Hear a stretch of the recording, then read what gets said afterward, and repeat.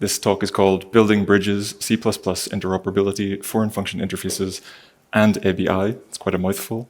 This was a last-minute talk submission, so I probably could have edited the title and chosen one of these things, but this is generally what we'll talk about today. So, a quick introduction to myself. My name is Gareth Williamson. I'm a software engineer at Qt. You probably know Qt as the GUI framework company, but we do some other stuff too. So I'm from Qt Quality Assurance, and we have a static analysis product called Axivion. So Axivion can check your C++ code against the latest MISRA standard, AutoZAR, CWE, that kind of thing.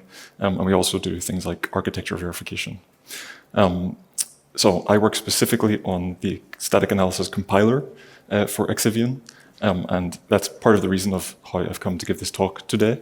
I'm interested in programming languages, how they're built, how they work on a fundamental level. The other part is that we've recently been integrating Rust into our product. So I've been working at the boundary between Rust and C++. And I would just like to share some of that knowledge today. So let's get straight to it and talk about why we might want to build multi-language systems. Of course, we're engineers, we want to use the right tool for the job. So sometimes C++ is the right tool for the job. If we have performance-critical code, that could be the case.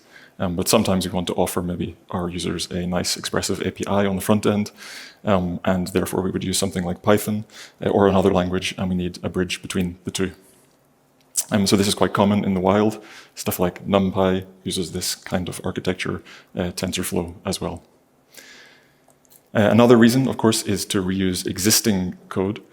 So most of us in this room, I guess, have large C++ code bases that might have been developed over decades, but we might be interested in a new language like Rust and want to send out a team to re-implement something in Rust or to write a new library. And in that case, of course, we still need a bridge to keep reusing our old code.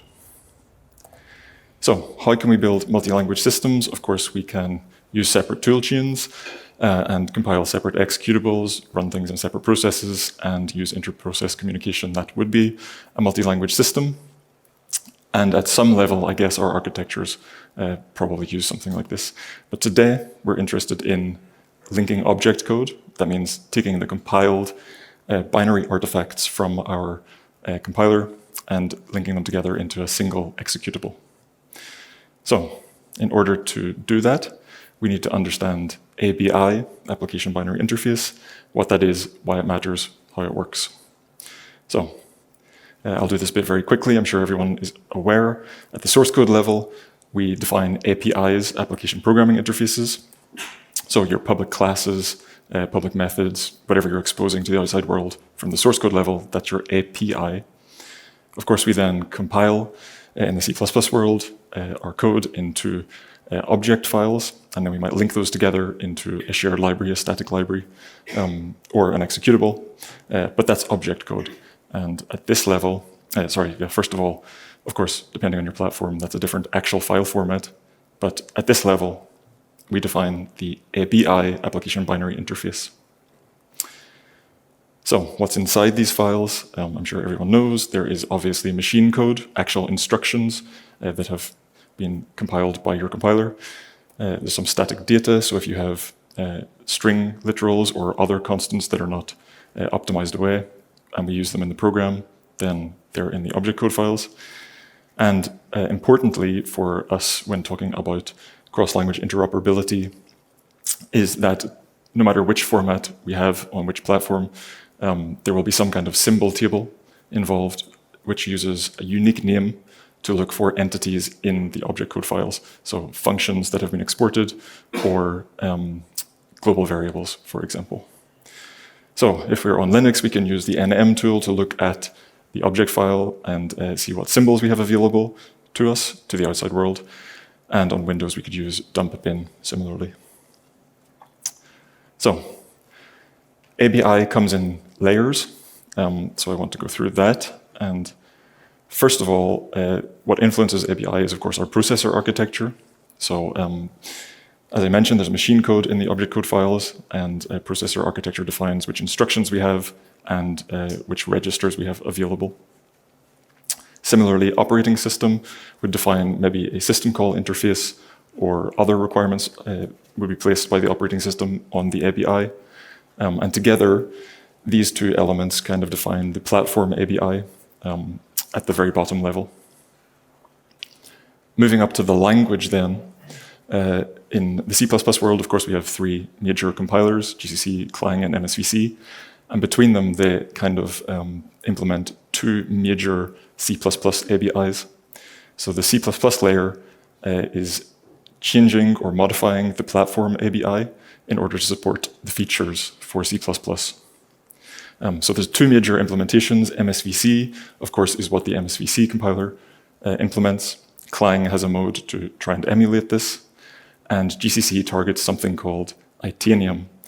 Itanium here refers to the processor architecture from the early 2000s, I think. It's obsolete now, but the name lives on in the ABI specification.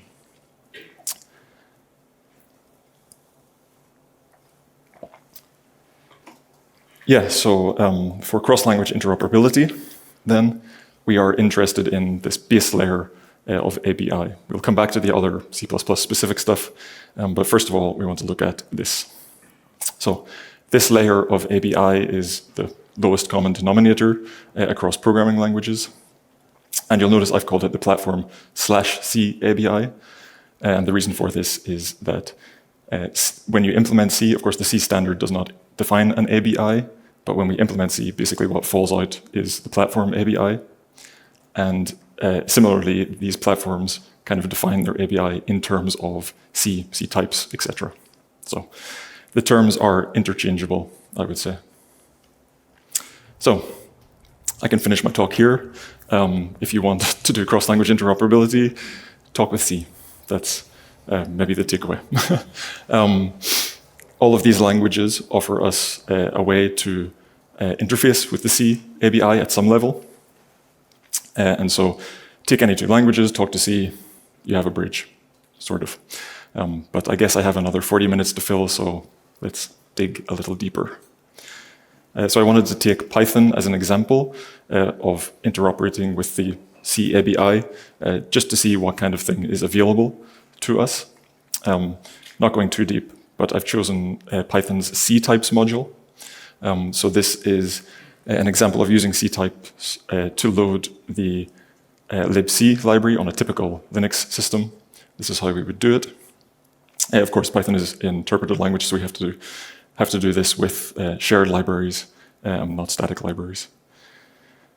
Then ctypes offer us some basic ctypes, and these are guaranteed to have the same layout as the underlying type that a C compiler would produce on that platform.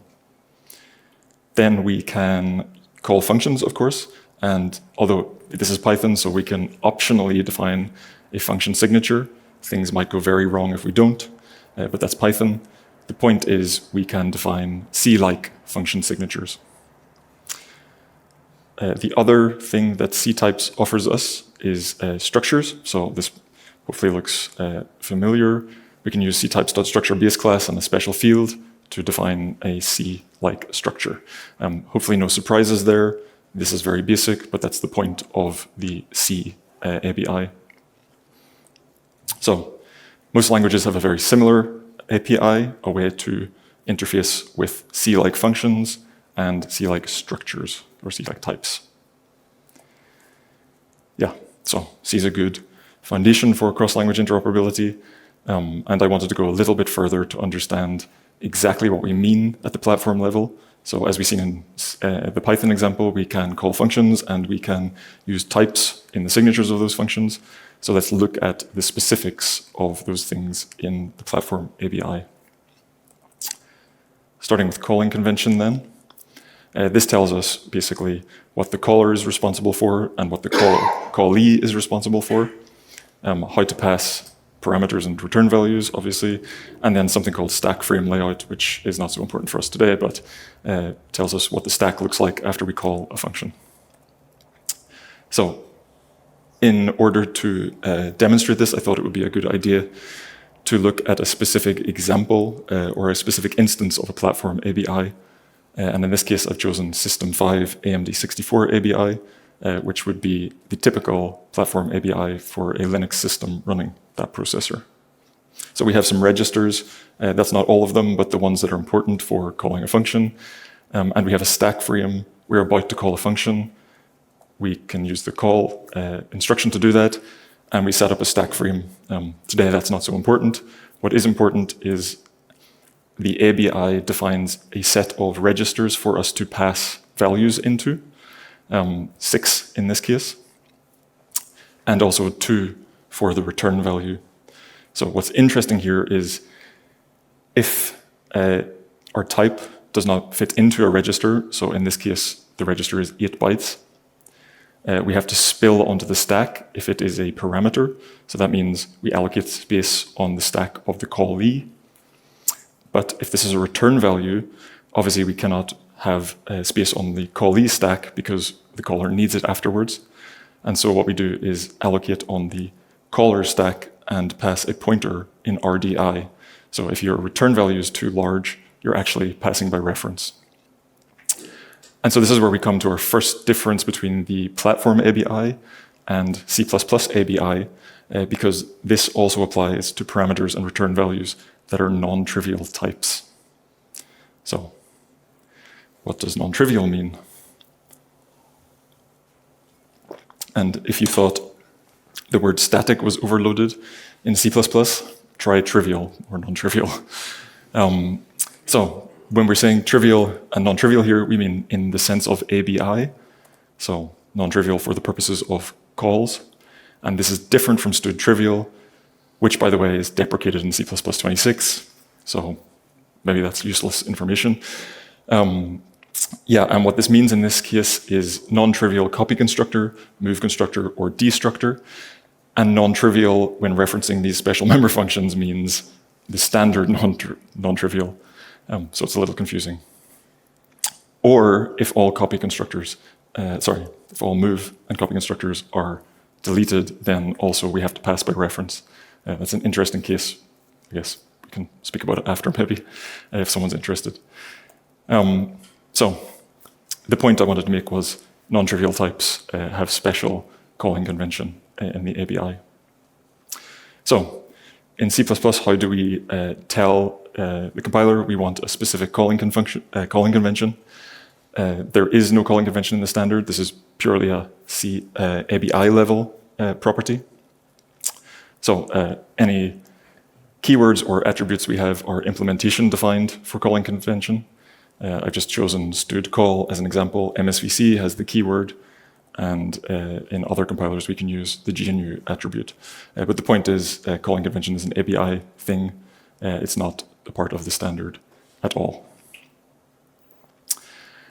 Okay, just because I had the syntax on the previous slide, I wanted to mention extern C.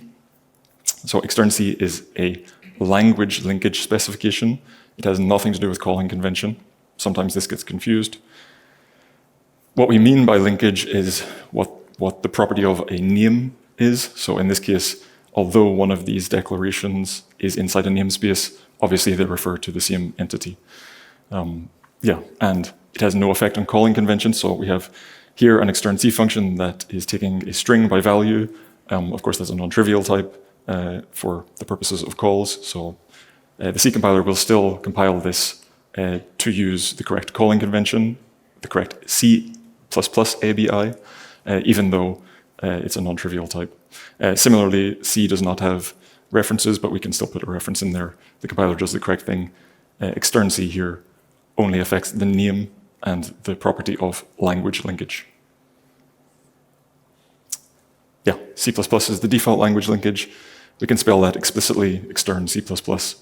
But again, that affects the visibility of the name, or name mangling in this case, linkage, not calling convention. So to summarize calling convention, platforms usually have a default. So if we're talking about cross-language interoperability, we don't need to worry too much usually about this at the C level. The default is usually denoted C or cDecal. As I mentioned std call previously, that comes from x86 Windows, where you might have to think about it. You might have seen these calling conventions in the wild. That's one example where you might need to think about it, but otherwise, generally, it's not such a problem. Okay, next is type layout.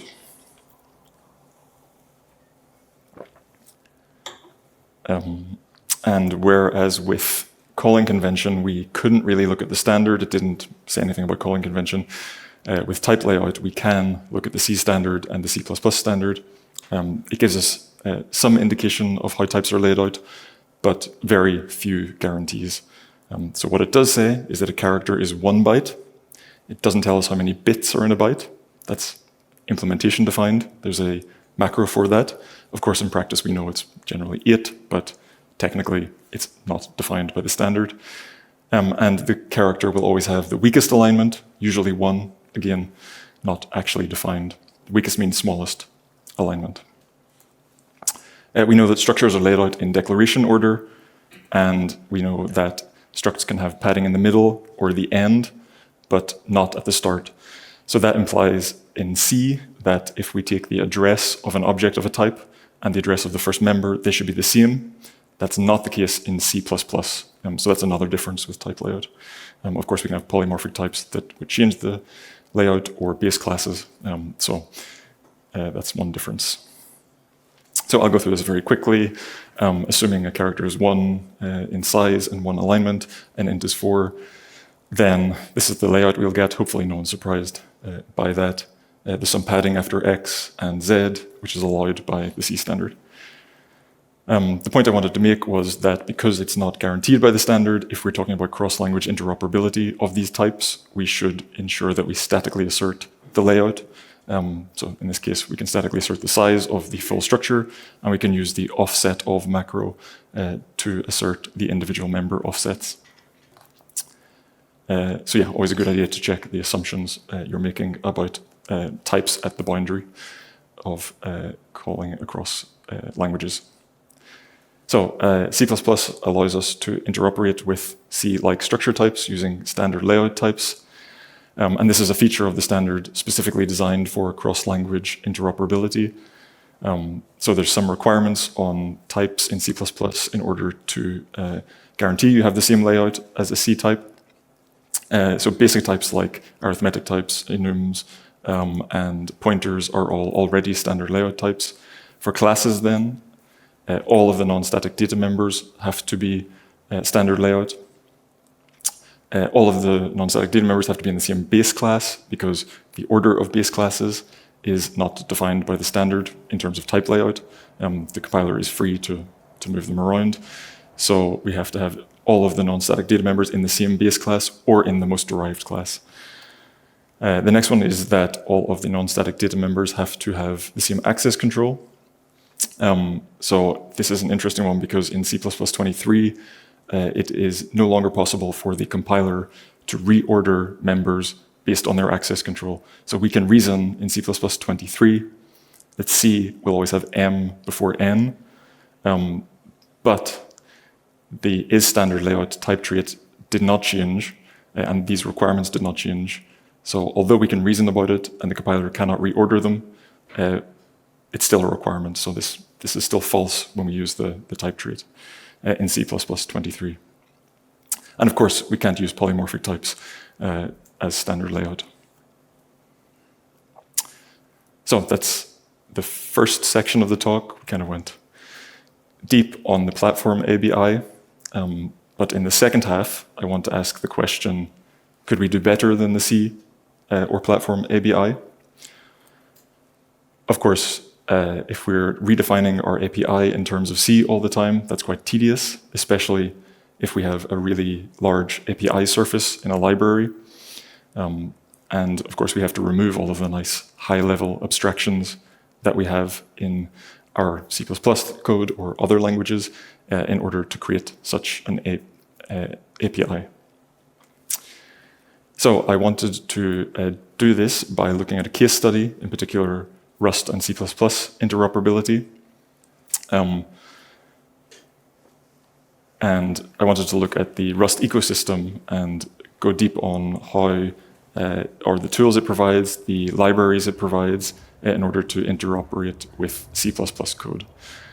So we'll start with the FFI, which is a built-in C-like foreign function interface just like the one that we've seen in Python. So let's take a look at that. Yeah, this is our first piece of Rust code, so if anyone has problems reading the Rust code, just stop me. But I'm going to keep it really simple so that we're only looking at structures and function declarations, so hopefully that's not too taxing. Yeah, this should be very similar to the Python API. We can use basic C types that are guaranteed to have the same layout as C types. We can define structures, in this case using an attribute on line 3 that tells the Rust compiler, lay this type out like a C structure. Otherwise, the Rust compiler is free to move the members around. And of course, we can do C-like function declarations. We're calling into another language, so we don't have the guarantees that the Rust compiler gives us in normal Rust code, so this is unsafe. And in this case, the syntax extern C does mean the ABI that is being used to call the function. So that's a slight difference, although it's the exact same syntax. It means something different in Rust. It means the actual calling convention. That's what we're selecting with extern C. So one nice feature that the Rust FFI gives us above the basic C API is something called the null pointer optimization. So at the top, we have a C function or C++ function that's returning a null pointer. And the equivalent declaration to import this into Rust allows us to use the option type as the return value. So this is kind of like std optional. And in this case, we say that the none variant of the option will have the same ABI layout as a null pointer. Of course, the C++ standard doesn't tell us what null pointer means in terms of a value. Most of us think of it as 0. But it might not be. And the Rust compiler is guaranteeing here that whatever that representation is, it will be the same as non-option. So that allows us to handle the option, the null pointer case in idiomatic way in Rust. So in this case, we're using pattern matching instead of checking against the raw pointer by itself. Okay, the other nice feature that we get above a basic Rust C API is unwinding ABIs. So in this case, we have two C++ functions sandwiching a Rust function, and the very bottom call here in C++ is throwing an exception, and we want to catch it in the top function. So we can define the exported Rust function as having the C unwind ABI, which means that we will generate the correct information to unwind the stack for this function, and that allows us to pass exceptions through Rust. So we can guarantee that this is defined behavior. Yeah, something to mention is that because we're generating the correct information in Rust, we get the correct cleanup. So in this case, this is basically a heap allocation, and of course you would expect if we were to throw through this function, we should get a deallocation at this point, and we do. One thing we cannot do with this is catch foreign exceptions. So it's a bit limited, but it's a nice feature above the basics. Yeah, I have a section on exactly how this works, which I might jump through quickly, but as I mentioned, exceptions are implemented by using unwind tables. So our compiler has to generate a little bit of extra information for each function. And the ABI for exceptions is kind of defined in two levels. There's the base exception ABI, and this is like a language agnostic ABI. So we can unwind the stack. Usually this is implemented by something called libunwind. There's multiple implementations of that. But again, this is language agnostic. So as long as our compiler, whatever language, generates the correct unwind table entries, then we can unwind the stack regardless of the language. The second level then is the language exception ABI, and this is sort of an extension to the base ABI using something called a personality routine. So this is per language, and this is used by libunwind to check can each stack frame catch a particular exception, and if it can, then we go back and we ask the personality routine again to do the correct cleanup. So that's how it works. The next tool then in the Rust ecosystem is called bindgen. And what I wanted to look at here was using code generation to generate these bindings for us. So obviously, one of the major problems is having to redefine all of our APIs in terms of the C level. So it would be nice if we could get this done automatically for us. So bindgen does this. It's built with libclang, so it can read our C++ header files, and it automatically generates bindings. It's a command line tool. So we can call it like this, or we can integrate it into our build as a library. And it does what you would expect. We have a C structure, and yeah, this is what it generates. Pretty simple. One thing that it does that's quite nice is static assertions for us. This is a really weird way to do static assertions in Rust, but that's what we get. And I guess take my word for it that it works. It statically asserts the size of the structure and each of the members in the structure. So next I want to look at specific C++ features and how bindgen handles them.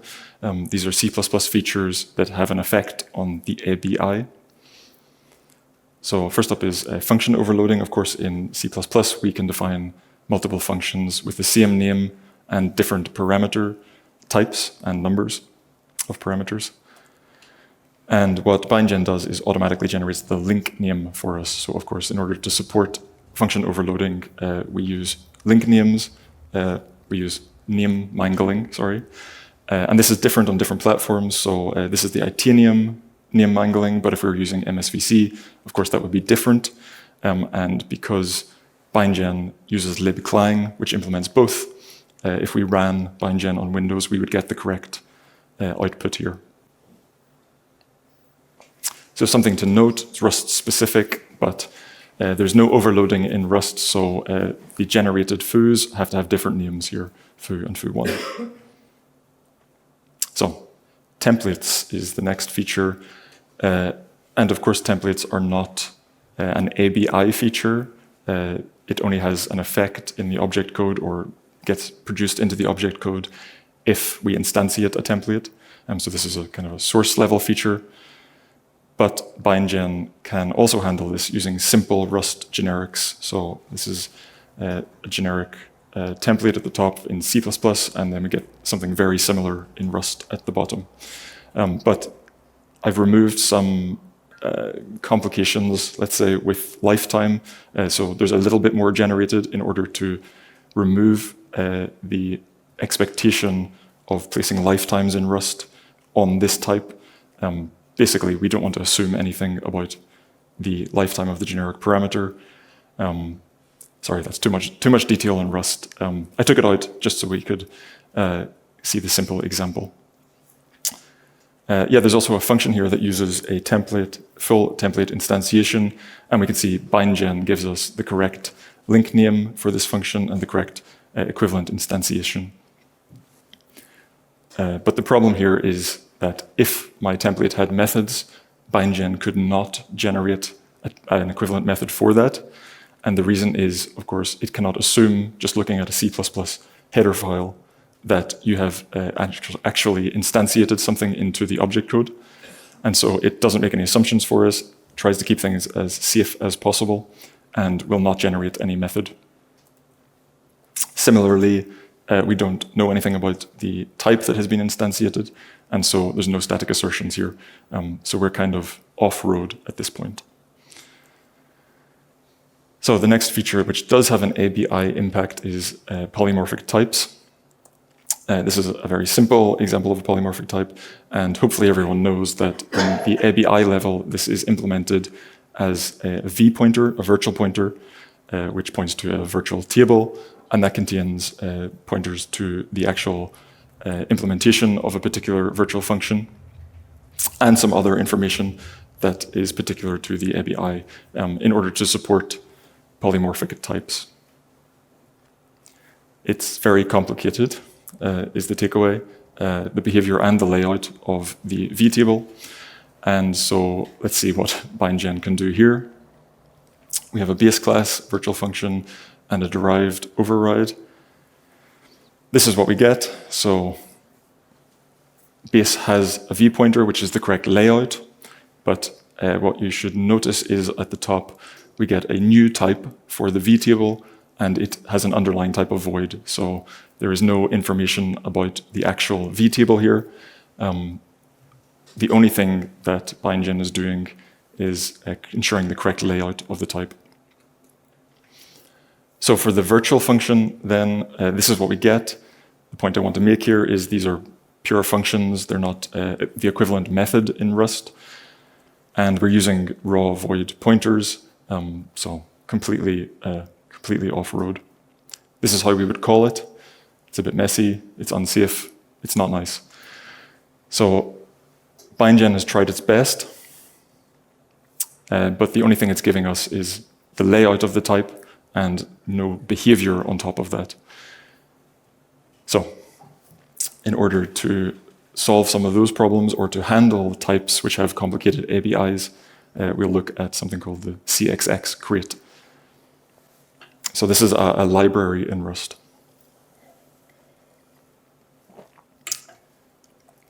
CXX goes a little bit further than bindgen. It does some automatic code generation also, but it also provides us with certain types already bound, so std string, std vector, and some of the smart pointers as well, so unique pointer, smart pointer are also bridged for us. CXX gives special consideration to ownership, which is obviously a big theme in Rust, and there's differences between Rust and C++ there. And it gives us patterns for error handling. So let's look at that. This is how we would define a bridge in CXX. So we have the attribute on line 4, which is a procedural macro. That means we're getting some code generation here. And inside, we import our C++ header file, and then we declare the types that we want to use from that header file. So in order to understand the sort of semantic concepts that CXX introduces, we will very quickly look at move semantics in Rust and the difference between it and C++.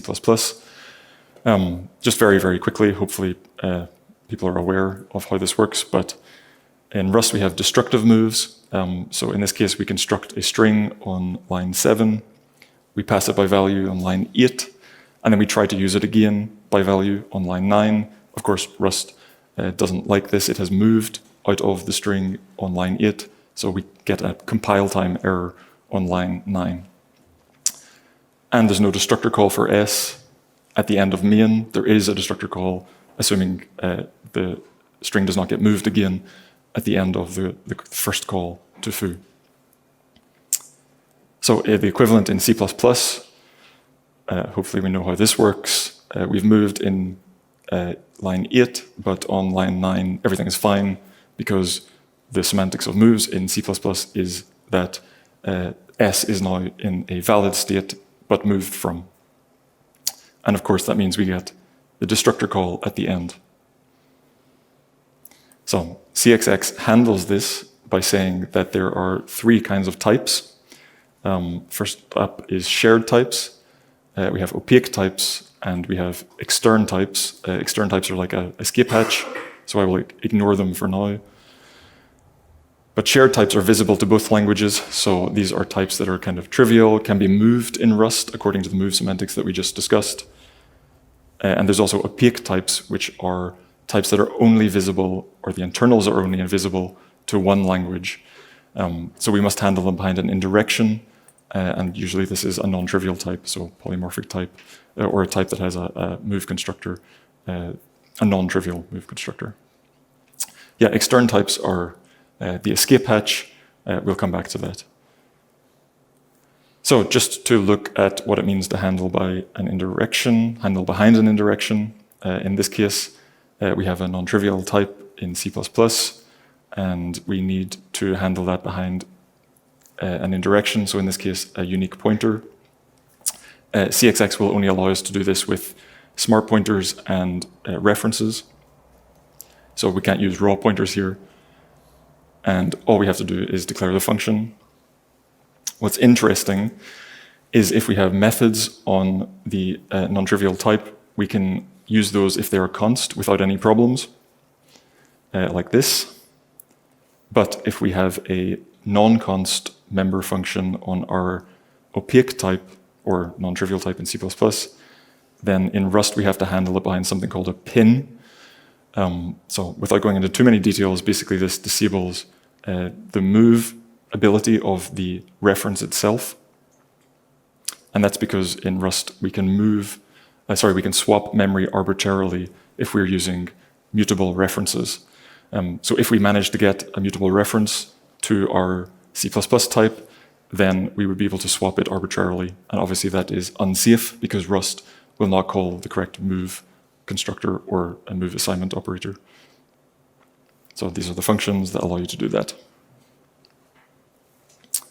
One final thing on CXX then is the extern types. I will just mention quickly, this is for the case where we have defined our own binding outside of the context of CXX, and therefore we want to bring it into the CXX world and get the nice semantic concepts from this library. So in this case, we can define our own binding using bindgen or handwritten, and then we can say this is an opaque type, handled like previously, or it's a trivial type, which we can then look at. So this would be a case of an existing binding, and we've declared it as trivial, which means it can now be subject to Rust's move semantics. And in this case, CXX kind of has to take our word for it, that the C++ type can be trivially moved or trivially relocated. But something to note here is that in C++ 26, there is going to be a new type trait introduced, stud is trivially relocatable, which means essentially that a move followed by a destruction is equivalent to copying the underlying bytes of a type. So in future, we would be able to then statically assert this property and use it safely in our bindings without making assumptions. I mentioned that CXX also has a pattern for error handling. So this is the code to declare bindings across the language that convert results or convert errors. So obviously in C++ exceptions or in Rust results. And basically what this means is that we guarantee we're going to convert the error at the boundary. So if it's a C++ exception going into Rust, we want to convert it to a result. And if it's a result going into C++, we want to convert it to an exception.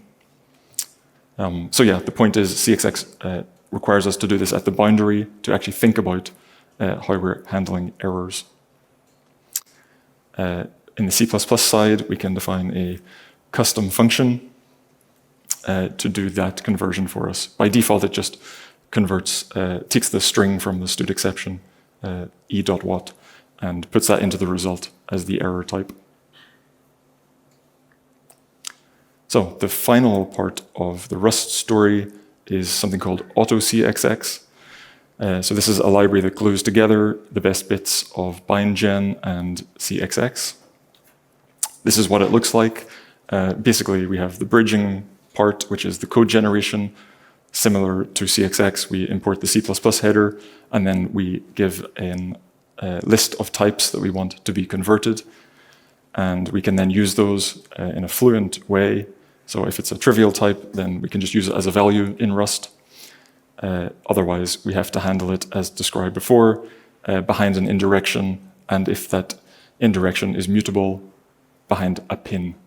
The point is, we've used code generation here to make a nice bridge that is following the ownership concepts and other properties that we defined. So that's it. In summary, the C ABI is kind of the foundation for cross-language interoperability. It is the base that we have to start from when talking to other languages. Don't make any assumptions, so static assert your type layout and any other properties that you can. yeah, we can use code generation then, assuming we've thought about concepts like ownership or error handling to begin with. Then we can use code generation to create the bindings for us. It's much nicer than doing it by hand. And we learned from CXX that handling exceptions at the boundary is probably the best way to do things. I left out some of the other languages from this talk, but most of them would also handle errors at the boundary. So that's my takeaways. Danke. Thanks for listening. Questions?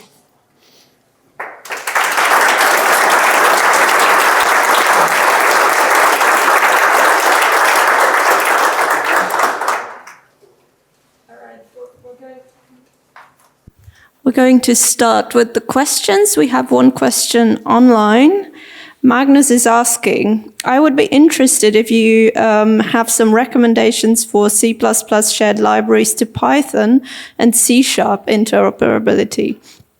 Do you happen to have any experience using SWIG for this? Or would you rather go for using ctypes directly on the Python side? When would you choose one over the other? Yeah, I'm not aware of specific C# libraries. I know they have pinvoke, which is the equivalent of a C-level API. But I would recommend using a library, of course, that does code generation, thinks about things like ownership and error handling, as was in the takeaway from the talk.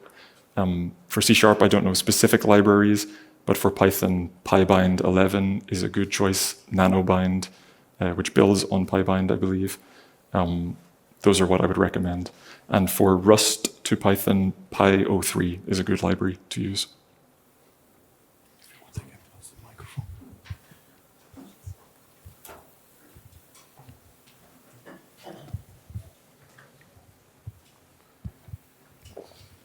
Let's say you're designing a new C++ library that you want to expose to other languages. What would you recommend? Focus on constraining your design space to something that matches with C, so everyone can easily bind, or have maybe a more expressive library where people have to do a bit more work to get it to work in their language?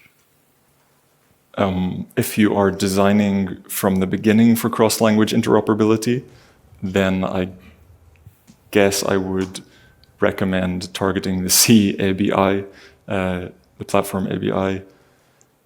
But again, thinking about the kinds of abstractions that are relevant to your particular library and building on those, again, using code generation or existing libraries to do the bridging for you. But yes, if starting from scratch, then you really have to target the platform ABI. I kind of have two different questions, if that's okay. My first question is kind of inside Remarkable. We are kind of doing this more different binaries and then kind of just communicating over a CLI kind of interface, which does kind of suck, but would you say that like the C++ kind of interface with Rust is good enough now that you would actually maybe recommend that companies start writing their more high-level code in Rust to talk to this kind of C++ library? Or do you think there's still stuff to be done? Or Yeah, we have been using py03 internally and CXX. We had a little bit of trouble with auto CXX, but I would recommend CXX absolutely. It's it's thought about the underlying problems with ownership, so you kind of get that for free just by using the bridge. The stuff with the pin is kind of annoying, but hopefully, given stud is trivially relocatable, we can start to remove some of that. But from my experience, at least CXX at that level, the bindings are usable in production code. Yeah. And then the other question I had was on the building side of things. Yep. How painful is that? Do you use kind of CMake to orchestrate? Do you use Bazel? Like what is that kind of thing that looks, or how does that look? Yeah, so we use Bazel, and in terms of the bridge building, we call the CXX library. I can't remember the specifics right now, but yes, our Bazel system calls CXX and generates the code, which then is put together using cargo. So there's a call to cargo, which will do the Rust side, and then our C++ build separately. But I believe that's orchestrated using Bazel, yes.